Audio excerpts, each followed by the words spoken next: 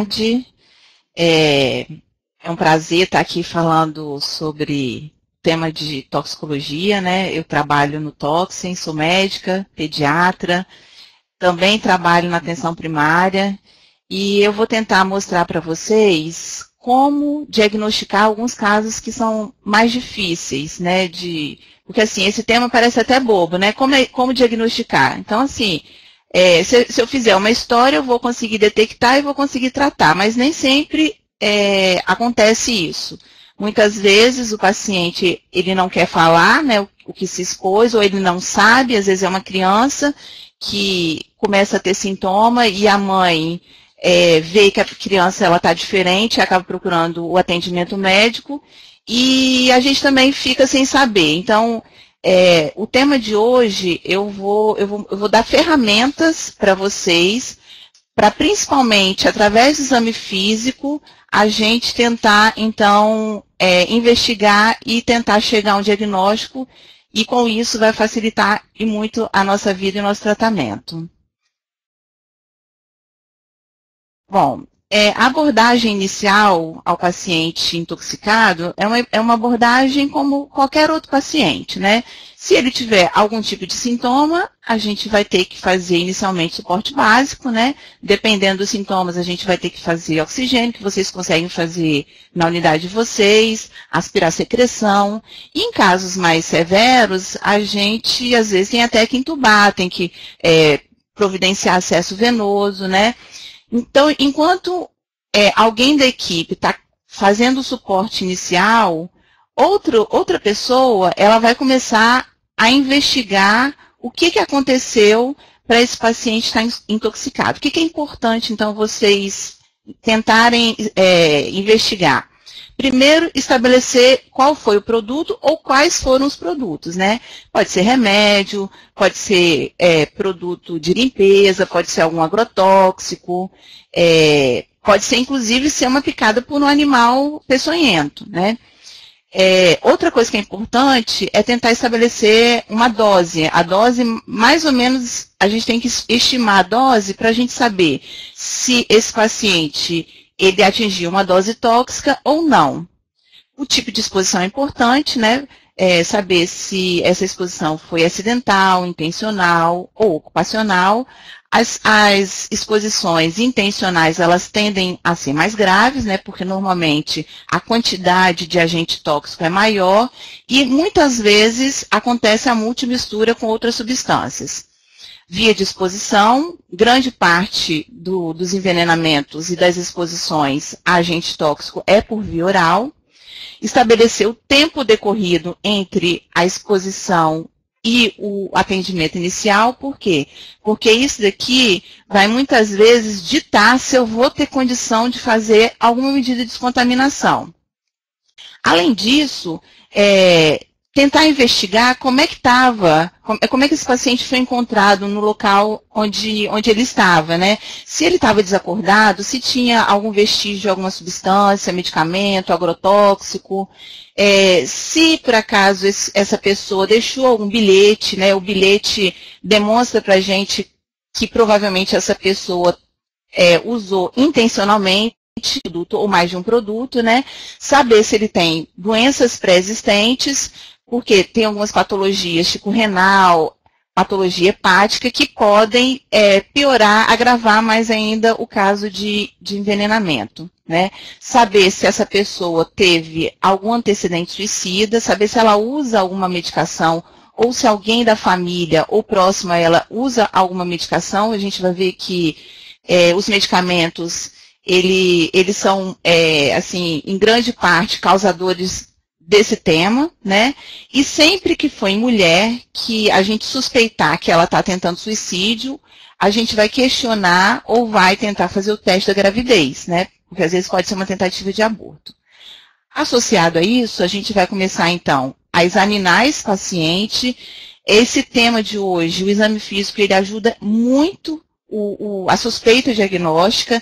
Então, a gente tem que tentar ver pupila, pressão, coloração, como é que está a pele, a temperatura da pele, a ausculta pulmonar. Isso tudo é muito importante.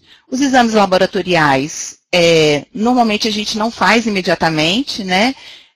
Mesmo porque exame laboratorial às vezes demora e a gente às vezes precisa de solucionar o mais rápido possível. E com isso tudo vai facilitar o nosso direcionamento para tratar esse nosso paciente, né? Então hoje o nosso tema principal são as síndromes tóxicas. O que vem ser a síndrome tóxica? Primeiro, são grupos de sinais e sintomas que são muito característicos a determinados grupos de agentes. E aí, o que acontece? Se eu consigo fazer um exame físico, eu vou conseguir encaixar em algum grupo de agente, e isso aí vai me ajudar a compreender o mecanismo fisiopatológico da síndrome tóxica, vai me ajudar a dar o diagnóstico e, com certeza, o tratamento desse paciente ele vai ser muito mais resolutivo, porque a gente vai estar objetivamente direcionando para aquela substância. A gente tem vários tipos de síndrome tóxica. Hoje eu não vou falar em todas, eu vou falar nas mais frequentes que a gente atende no Toxem. A gente vai começar a falar sobre a síndrome colinérgica aguda. Para vocês entenderem a síndrome colinérgica, eu preciso voltar lá na fisiologia e mostrar para vocês como é que acontece a ação da colinérgica, a ação da acetilcolina, que é um neurotransmissor. Então, o impulso nervoso, ele vai acontecer, vai ocorrer despolarização da fibra pré-ganglionar. Acontecendo a despolarização, o cálcio ele vai entrar para dentro da célula e ele vai empurrar as vesículas que estão lotadas de acetilcolina para a extremidade do neurônio pré-sináptico. Chegando na extremidade, vai ocorrer ruptura dessa vesícula, com liberação da acetilcolina na fenda sináptica, e imediatamente ela vai tentar se acoplar ao seu receptor colinérgico, que pode ser muscarínico, nicotínico ou no sistema nervoso central. Fisiologicamente, nós temos a acetilcolinesterase, que é uma enzima que vai degradar a acetilcolina. E aí, degradando, ela vai partir a acetilcolina, vai formar colina. Essa colina, ela vai ser reutilizada no neurônio pré-sináptico para formar novas acetilcolinas, né? E o impulso nervoso, ele vai continuar propagando. Então, fisiologicamente, é isso que acontece. A síndrome colinérgica, o que acontece? São substâncias que vão impedir a ação da acetilcolinesterase, que é a enzima que degrada a acetilcolina. Com isso, eu vou ter uma hiperestimulação da acetilcolina nos receptores, que podem ser muscarínicos, nicotínicos ou do sistema nervoso central. Quais são os principais agentes? Os inseticidas organofosforados e os carbamatos, né? Eles podem ser usados tanto em meio agrícola quanto no domicílio, vai depender do grau de toxicidade de cada produto. Aqui eu chamo a atenção para o chumbinho. O chumbinho, ele é um carbamato e vocês podem pegar intoxicação inicial por chumbinho. Então, o que vocês têm que lembrar? Que o chumbinho, ele causa a síndrome colinérgica aguda. Ele vai inibir a acetilcolinesterase. Tá? O chumbinho, na verdade, ele é um raticida ilegal, ele deveria ser usado somente na agricultura, mas clandestinamente ele é comercializado como raticida e acaba envenenando tanto intencionalmente as pessoas, quanto acidentalmente, principalmente as crianças. Além disso, a gente tem medicamento, como a neostigmina e a fisiostigmina, e uma toxina de um peixe marinho que chama civotoxina. Então, essas substâncias, elas vão, então, bloquear a ação da acetilcolinesterase. A acetilcolinesterase sendo bloqueada, eu vou ter acúmulo de acetilcolina na fenda sináptica, por sua vez, vai estimular os receptores colinérgicos na terminação pós-sináptica, né? E aí a gente vai ter, então, uma hiperestimulação colinérgica. Se eu tenho uma hiperestimulação da fibra pré- e pós-ganglionar parasimpática, eu vou ter uma hiperestimulação dos receptores muscarínicos que estão localizados na glândula exócrina, nos olhos, trato gastrointestinal, respiratório e cardiovascular.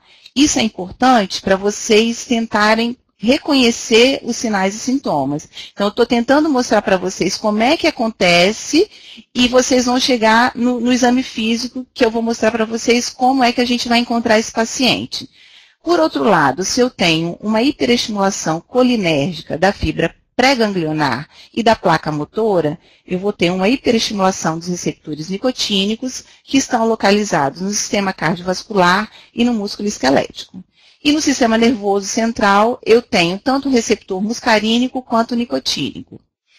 Existe uma sintomatologia marcante nessa síndrome, que é a miose, bradicardia, acúmulo de secreção e fasciculação muscular. Esses 3 primeiros sintomas, eles estão relacionados à hiperestimulação do receptor muscarínico, que em nosso organismo, ele está em maior quantidade do que os receptores nicotínicos. Com relação a os sintomas da hiperestimulação dos receptores muscarínicos, a gente tem que lembrar que esse paciente, ele vai estar mostrando para a gente acúmulo de secreção, ele vai estar encharcado, principalmente se ele tiver usado uma quantidade grande.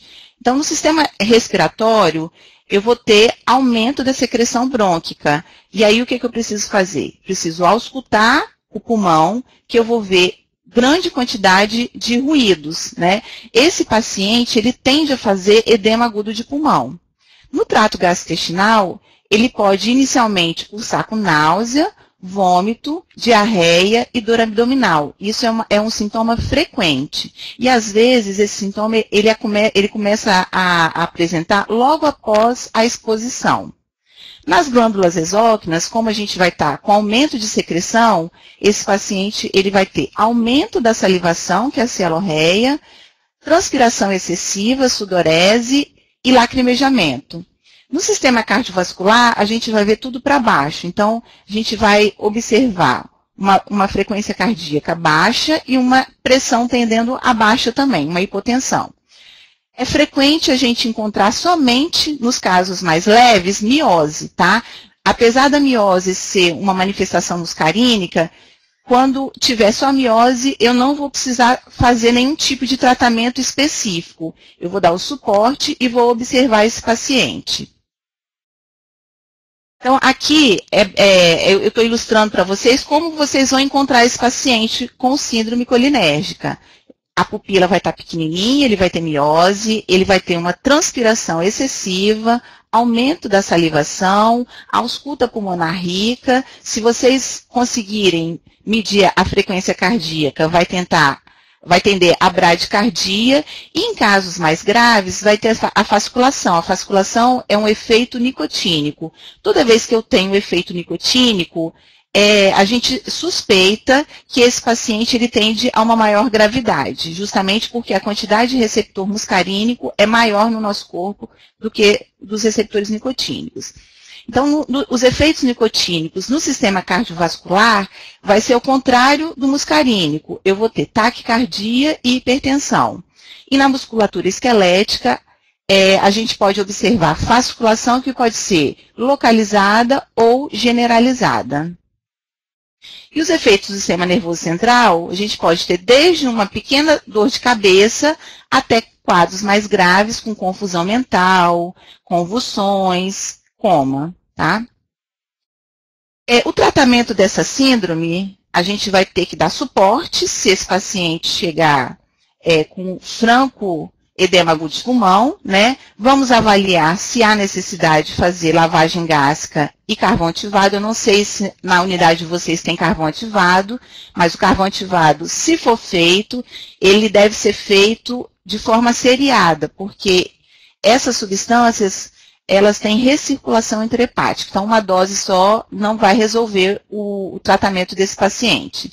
Além disso, nos pacientes que têm manifestação muscarínica, eu vou usar a atropina. A atropina, ela vai atuar por competição e ela vai atuar de forma antagonista. Ela vai fazer o efeito contrário da acetilcolina. E aí a gente vai reverter, então, os efeitos somente muscarínicos da acetilcolina. Então, a gente só vai atuar em receptor muscarínico. Então, aquele paciente que tem bradicardia, que tem cialorreia, que tem edema agudo de pulmão, prontamente nós temos que começar a atropina. E a gente vai, inicialmente, começar com uma dose de 2 a 5 miligramas, e a gente vai fazer a atropina até que o nosso paciente tenha uma atropinização efetiva, que seria o ressecamento da secreção e o aumento da frequência cardíaca.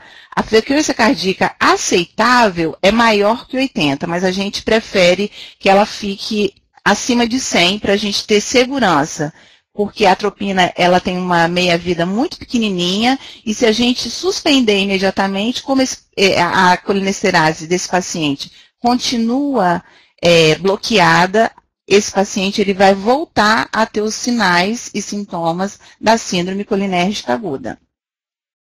Bom, saindo da síndrome colinérgica, nós vamos falar agora da síndrome anticolinérgica.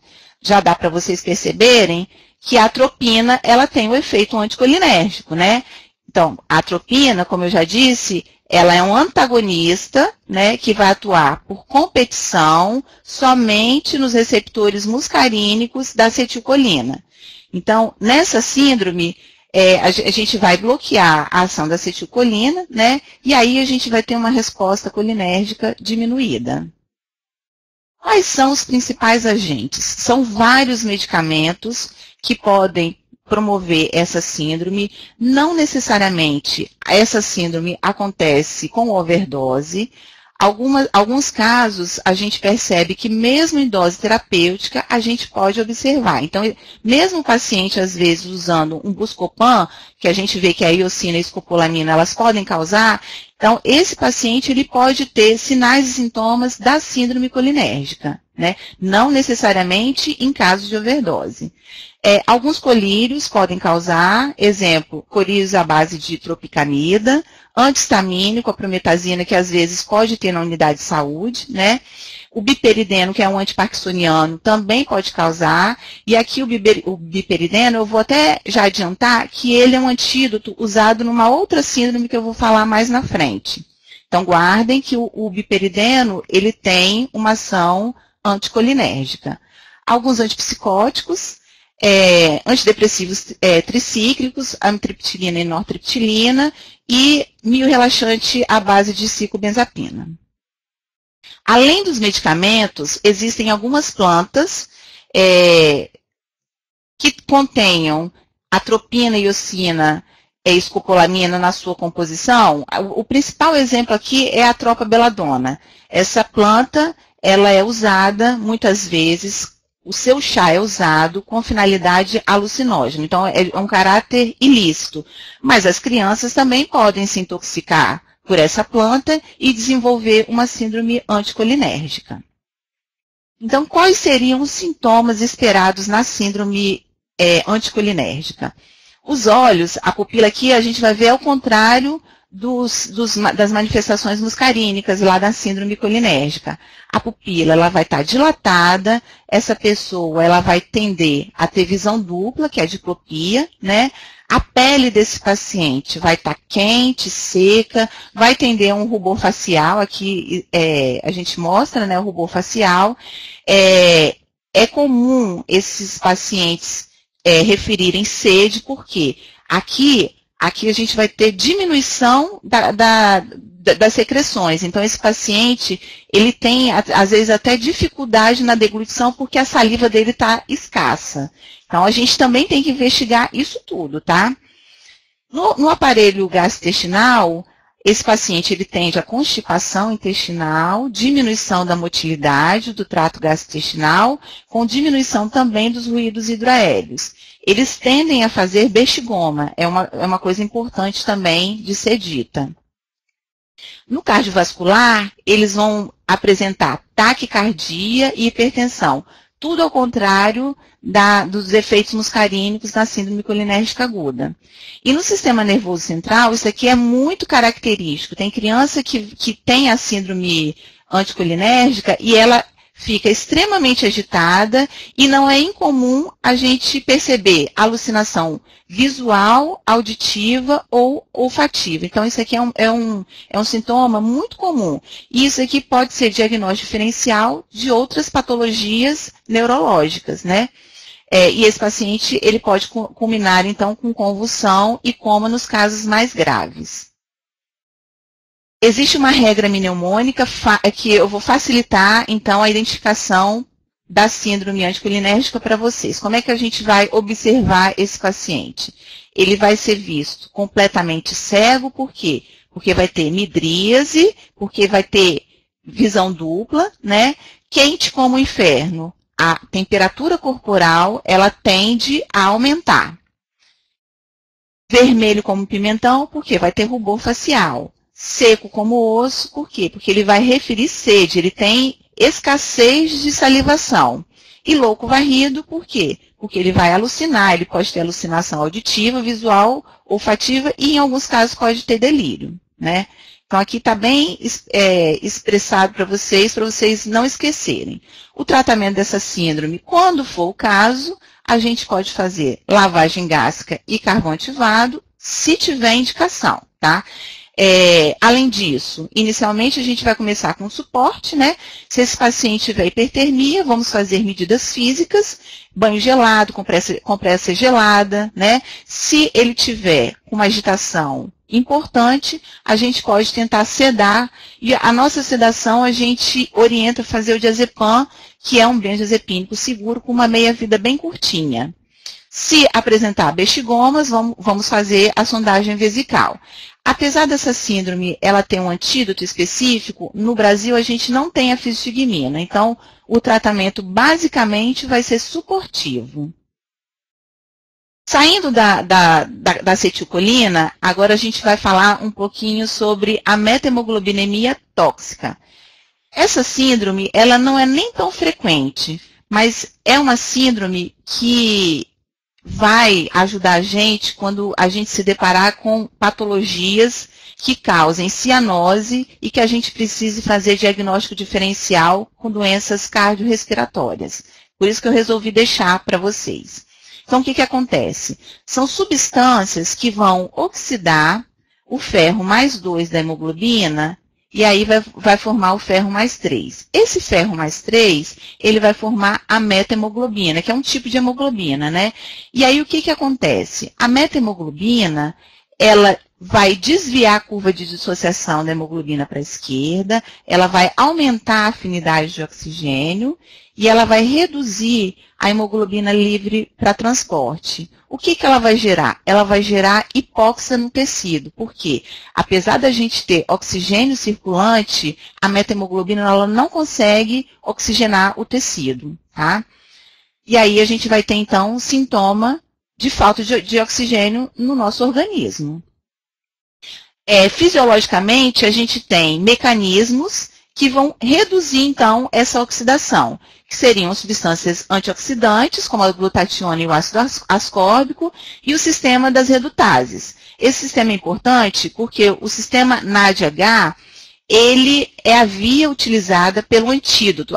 Essa síndrome, ela tem um antídoto, mas, apesar de ter um antídoto, nem sempre nós vamos indicar, tá?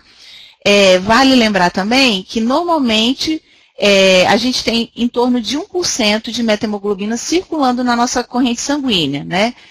Além das causas hereditárias, a gente tem, então, os agentes que vão causar oxidação da hemoglobina. Exemplo, alguns anestésicos locais e tópicos. Aqui o exemplo é a benzocaína, que não é mais utilizada de rotina, né? As sulfonaminas e as sulfonas, aqui eu chamo a atenção porque o Bactrim, ele tá nessa classe. Então, se o paciente estiver usando cronicamente o Bactrim, ele pode desenvolver, então, a metahemoglobinemia tóxica. Outra medicação que é bastante comum da gente observar é a dapsona, que é uma medicação que era usada para tratamento da hanseníase, né? Além disso, a anilina, a cloroquina, o próprio Plasil e o paracetamol, se vocês olharem na bula, na reação adversa, vocês vão ver que pode causar methemoglobinemia, tá? Aqui eu chamo atenção para os nitritos e os nitratos, porque muitas vezes vocês podem, então, lidar com pacientes, principalmente na zona rural, que usam água de poço. E tem algumas situações em que a água ela vai ser rica em nitrito e nitrato. E se esse paciente se expor cronicamente, ele pode desenvolver a methemoglobinemia tóxica, tá? De manifestação clínica, então, a princípio, a gente vai observar sinal de hipóxia, falta de oxigênio no nosso organismo. Até 15% de methemoglobina, esse paciente ele vai ter apenas cianose. E aqui não há necessidade de fazer antídoto nesse caso, tá, gente? A hipóxia, normalmente, ela é periférica, né? A gente vai ver cianose labial, periungueal, e normalmente quando a gente coloca o paciente no saturímetro, ele vai ter uma saturação baixa, tá? E aí, quanto maior a concentração de methemoglobina, maior vai ser o sinal de falta de oxigênio, culminando até, às vezes, no óbito, se o nível de methemoglobina for maior que 70%. Aqui, para ilustrar, uma criança que foi exposta à dapsona, a gente percebe aqui a cianose perilabial e a cianose de extremidade, né? E aqui vale uma coisa importante, se a gente for fazer uma gasometria arterial, a gente vai ver que o sangue na methemoglobinemia, ele é escuro, ele tem uma coloração achocolatada. Então, isso daqui, às vezes, vai ajudar na nossa hipótese diagnóstica de methemoglobinemia, tá, gente? Tratamento. A gente pode fazer medidas de descontaminação, se houver necessidade, nem sempre há necessidade, né? A resolução, quando o nível de methemoglobina é menor que 30%, geralmente ela é espontânea e dura em torno de 24 a 72 horas.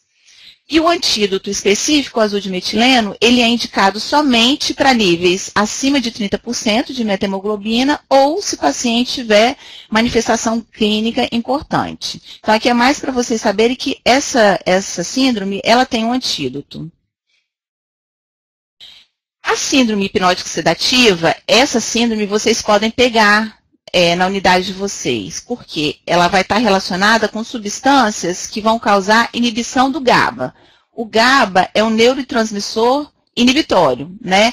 E quais são os principais agentes? Os barbitúricos, aqui eu chamo a atenção para o fenobarbital, que é bastante utilizado para tratamento de convulsão. Os benzodiazepínicos, né? Benzodiazepínico a gente tem diazepam, o Rivotril, que é o clonazepam, que é vastamente prescrito. Então, muitas pessoas têm em casa esse medicamento, né? E aí, a criança ou a pessoa intencionalmente pode usar o benzodiazepínico, né? Aqui, mais para ilustrar os principais agentes, além do benzodiazepínico e dos barbitúricos, o álcool etílico, ele também causa a síndrome hipnótico sedativa.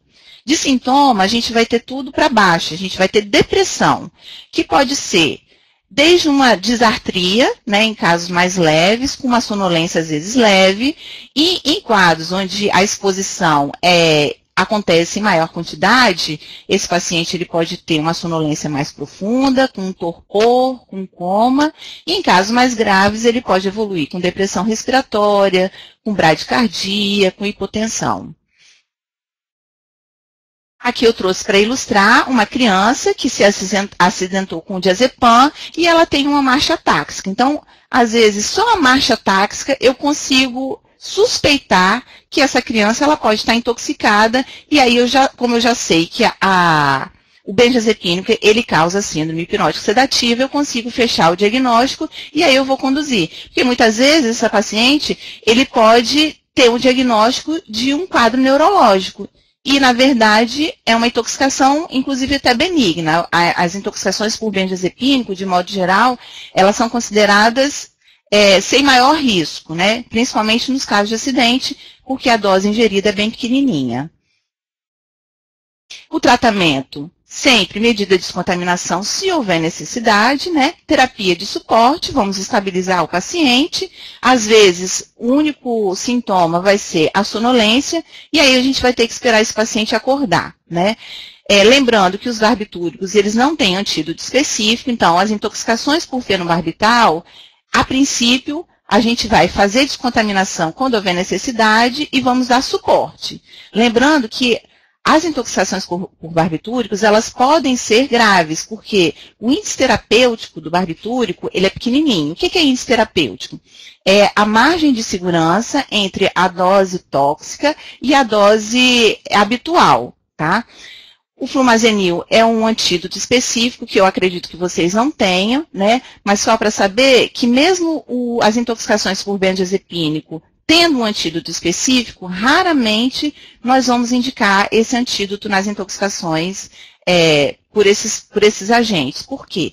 Porque o flumazenil, ele pode causar arritmia e pode desencadear crise convulsiva, principalmente naquelas pessoas que já têm uma história de epilepsia. Então, assim, praticamente lá no Toxin a gente não faz uso do flumazenil, tá? Então, mais para saber que existe. E aí vocês conseguem, na unidade de vocês, dar o diagnóstico e, se for o caso, encaminhar para um lugar que tenha mais suporte. Síndrome expiramidal é uma síndrome muito frequente e vocês podem pegar, porque vocês vão ver aqui que existem substâncias que, mesmo em dose terapêutica, podem causar a síndrome extrapiramidal. Como é que acontece essa síndrome? Aqui eu estou mostrando para vocês a ação da dopamina, que ela tem ação de inibição na musculatura, e a acetilcolina, ela tem ação de estimulação.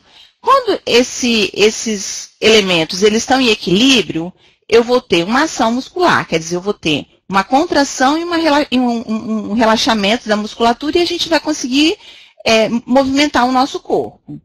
Existem substâncias que vão bloquear a dopamina, então vai acontecer uma inibição da dopamina nos receptores dopaminérgicos. O que vai acontecer? Eu vou ter, então, uma hiperestimulação da acetilcolina e essa hiperestimulação vai produzir, então, um efeito de hiperestimular a musculatura. Então, a gente vai ter sinal de contratilidade, tá? Essa pessoa ela não vai conseguir relaxar a musculatura dela. Existem vários agentes, né? Basicamente, são medicamentos, né? Muitos antipsicóticos podem causar a síndrome expiramidal. Então, aqui, exemplo, os fenotiazínicos, o próprio Aldol, que é bastante utilizado, ele pode causar mesmo em dose habitual, tá, gente? Além disso, os antieméticos. A gente frequentemente está tratando gastrite e precisa fazer um antiemético. Então, tanto o Plasil quanto a bromoprida podem causar síndrome extrapiramidal. Lembrar que essa síndrome, ela pode acontecer até 24 horas após a última exposição. Então, às vezes, o paciente tomou uma bromoprida hoje e ele vai abrir o quadro de síndrome extrapiramidal somente no dia seguinte. Então, eu tenho que ter consciência, eu tenho que saber que a bromoprida pode causar uma síndrome extrapiramidal. A sintomatologia marcante é a crise oculógera, distorção facial, hipertonia, espasmo muscular e o parkinsonismo, que não vai diferenciar em nada dos sintomas da doença de Parkinson. Então, a gente tem grupos de sintomas. O grupo de sintomas das distonias, o que a gente vai observar? Crise oculógera, que é muito frequente em criança e às vezes ela vem sozinha, sem qualquer outra manifestação. Espasmo de mandíbula e garganta, podendo acontecer também protusão de lábio e língua, distorção facial, esses pacientes eles podem fazer caretas, tá? E culminando às vezes com torcicolo e com opistótono. Então aqui a gente percebe que vários desses sintomas, eles vão fazer diagnóstico diferencial, às vezes até com meningite, porque pode dar opistótono. Então, se eu sei que esse paciente se expôs a alguma dessas medicações, eu vou tranquilizar a família, né? Porque a hipótese de uma meningite, a pessoa já vai ficar preocupada, né? Porque é uma doença que às vezes pode ser fatal e ela vai ter tratamento, tá? Então, aqui, para ilustrar, a gente percebe aqui a crise oculógera. A criança, ela tem um olhar fixo, por quê? porque a musculatura do olho dela não consegue desviar o olhar, porque ela está extremamente contraída, então ela vai ter um olhar fixo somente para um ponto. Aqui a protusão de lábio, né? Nessa outra figura a gente vê a careta, né? E aqui o torcicolo tendendo ao opistótono. O outro grupo de sintomas é o grupo do parkinsonismo, que eu já disse que não vai diferenciar em nada da doença de Parkinson. Então, essa pessoa ela pode ter uma face máscara, uma fala lenta, monótona. Às vezes, ela pode ter somente catatonia, sem mais nenhum outro sintoma. E aqui vale a pena fazer o exame físico, testar a força desse paciente. Às vezes, tentar colocar o membro do paciente, às vezes, elevado. Na catatonia, ele não consegue relaxar e trazer o membro para o repouso. A gente vai soltar o membro e ele vai continuar na mesma posição que nós deixamos, tá? Às vezes vai ter postura bizarra, movimento de rodar os dedos, né, o sinal da roda denteada, e às vezes tremores de extremidade. Então, aqui a marcha, né, parkinsoniana, aqui a catatonia e aqui a protusão de língua, né? E o outro grupo de manifestação clínica é o grupo das acaticias. Normalmente não é muito frequente em criança, né? Esses sintomas, eles acontecem, normalmente quando acontece início do tratamento com antipsicótico, por exemplo, ou quando se aumenta a dose do antipsicótico. O que vem ser a acatisia? É o desejo incoercível e incontrolável de se movimentar. A pessoa, ela não consegue permanecer sentada, por exemplo. Então, ela vai ficar o tempo todo inquieta se mexendo, né? E isso gera uma ansiedade muito grande, porque o nível de consciência nesse sintoma, ele está mantido. A pessoa, ela tem consciência e ela não consegue se controlar, tá? E muitas vezes, a acatisia, ela é uma forma até de abandonar o tratamento, porque a pessoa, ela não consegue controlar a ansiedade dela, tá? Tratamento, se houver necessidade, mais uma vez, medidas de descontaminação, sintomático e suporte. Aqui a gente tem o biperideno, né? O biperideno, ele vai ter ação lá nos receptores da acetilcolina, ele tem uma ação anticolinérgica. Com isso, a gente vai tentar bloquear a acetilcolina para a gente manter de novo o equilíbrio entre a acetilcolina e a dopamina e esse paciente voltar a ter o movimento normal. Uma alternativa, quando a gente não tem o biperideno, é usar o benzodiazepínico, porque o benzodiazepínico ele vai causar uma ação de relaxamento muscular, tá? E o biperideno, aqui vale lembrar também que ele deve ser feito de forma intramuscular, não oral. A oral não vai resolver e não vai tratar esse paciente, tá? E a última síndrome é a síndrome simpatomimética. O que vem ser essa síndrome? A gente tem, então, ela vai estar relacionada com os receptores adrenérgicos, né? Podem ser receptores alfa, alfa 1 e alfa 2, beta 1 e beta 2. E aí, o que acontece nessa síndrome? São substâncias que têm o caráter anorexígeno, estimulante e alucinógenos em algumas vezes, né? Porque a gente vai ver que tem droga de abuso que causa essa síndrome tóxica. Ela é determinada por agentes que vão promover a estimulação da atividade simpática, que pode ser por aumento da liberação da catecolamina, exemplo, as anfetaminas, bloqueio da recaptação, a cocaína, interferência no metabolismo através da enzima monaminoxidase ou por estimulação direta do receptor, que é a adrenalina. E a gente vai ver, então, os efeitos tanto no sistema nervoso central quanto cardiovascular. Os principais agentes, as anfetaminas, que são muito utilizadas ainda, lá o rebite, né, pelos motoristas, né, o êxtase e a cocaína, que são drogas de abuso, os descongestionantes nasais. Então, agora no inverno a gente tem com muita frequência exposição por essas medicações e aí a gente pode, então, observar quadros de síndrome simpatomimética. Aqui eu vou chamar a atenção para a nafasolina. A nafasolina, ela é um descongestionante nasal usado somente para adulto. Ela é um agente simpatomimético, mas ela vai causar os sintomas totalmente diferentes do que é a sintomatologia de modo geral. Vou falar para vocês daqui a pouco. A efedrina e a pseudoefedrina, né, que normalmente tem composição de antigripais, e a cafeína. Então, quais são os sintomas frequentes da síndrome simpatomimética? Midríase, né? Aumento da temperatura, a gente vai ver esse paciente agitado, com agitação psicomotora, alucinando, às vezes vai ter paranoia, às vezes eles referem palpitação, dor precordial, às vezes vai simular um infarto agudo do miocárdio, né? A frequência cardíaca vai estar aumentada, eles tendem a fazer hipertensão, né? E em casos mais graves podem fazer até convulsão.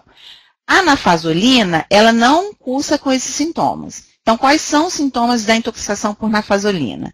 Esses pacientes, normalmente crianças, elas vão se comportar com hipotermia, bradicardia, sonolência e hipotensão. Então, se eu medir a temperatura vai tender a ficar abaixo, muito baixa. Então, às vezes, a gente tem até que fazer medida física para aquecer esse paciente, tá?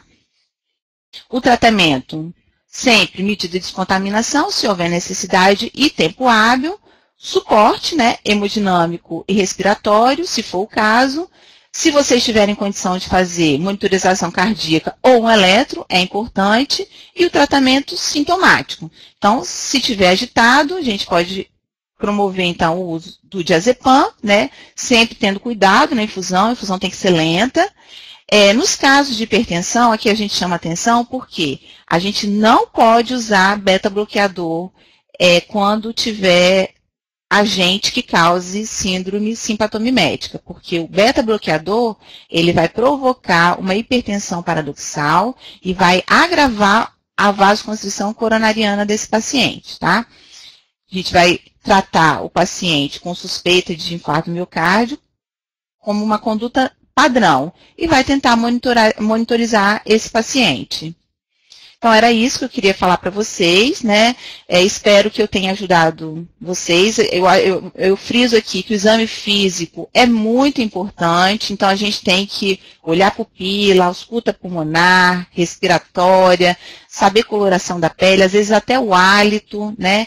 E investigar também, nos casos de tentativa de suicídio, às vezes esse paciente está desacordado e ele acabou vomitando. O conteúdo desse vômito é importante para a gente, porque a gente pode definir até a coloração para chegar, às vezes, mais perto de uma possível medicação, né? Então, era isso que eu queria falar para vocês. Para quem não conhece, o Toxin, ele fica aqui em Vitória, no Espírito Santo. Ele é o centro de atendimento toxicológico, atende todo o estado do Espírito Santo e também outros estados do Brasil. A gente funciona em caráter de plantão 24 horas, sempre tem médico e, com certeza, se vocês ligarem, vai ter uma pessoa que vai tentar orientar e informar sobre o assunto que vocês tiverem dúvida. Obrigada para vocês.